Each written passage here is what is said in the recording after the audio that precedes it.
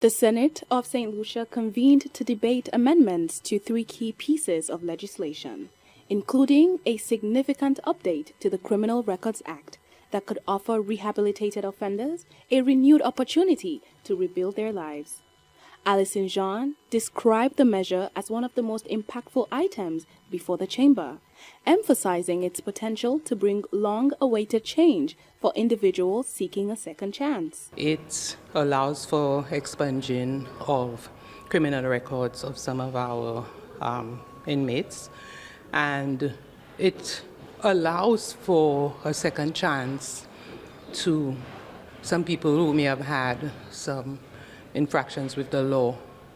I recognize that this is significant because sometimes as young people we may have committed offenses that have landed them into a correctional facility, but there's been rehabilitation and there's a visible change in behavior, so you want to see that these people can be reintegrated into our society. So I think it's a promise that the government of St. Lucia has always made, and today we are going to see it coming closer to fruition. Virginia Albert Poyot supported the move, arguing that preventing rehabilitated individuals from clearing their records places unnecessary barriers on their ability to fully reintegrate into society. Times persons have done some minor crimes and they have served their time. And to deny them that opportunity to live in the society freely again, we find that this is unjust.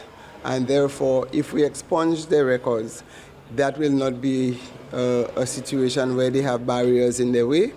Like, for example, people want to get a police record, that would be on their files. If they want to apply for a visa, then they see all these things. So government will ensure that these people live their life freely after they have served their time in prison. Criminal records is part of the government's thrust towards rehabilitation to ensure that there is justice and putting the people first.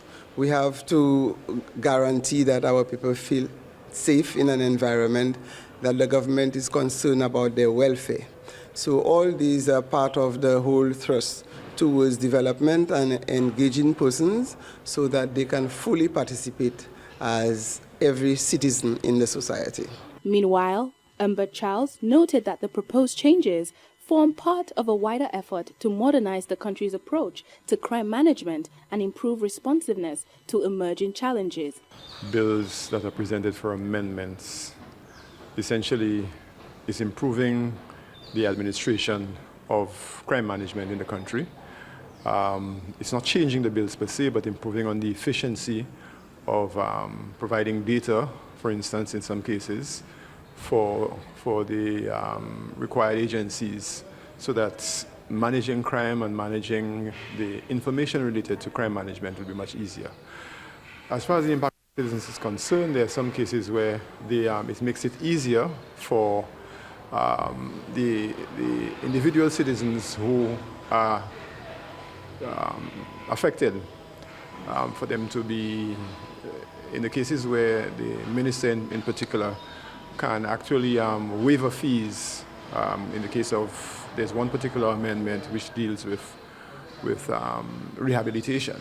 So I think in that case, that will have a tremendous impact on crime management. However, Albert urged a measured approach, calling for adherence to proper parliamentary procedures and broader public consultation before the legislation is finalized. We see them going through all three of the stages.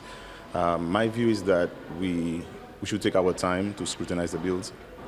I will raise that issue today, just to ensure that the public is consulted and the proper parliamentary procedures are followed, and of course us complying to international standards. If passed, the amendments could signal a shift in St. Lucia's justice system, placing greater emphasis on rehabilitation, reintegration, and the removal of long-standing barriers for reformed individuals. I'm Christabel Obi, reporting for Hot 7 TV News.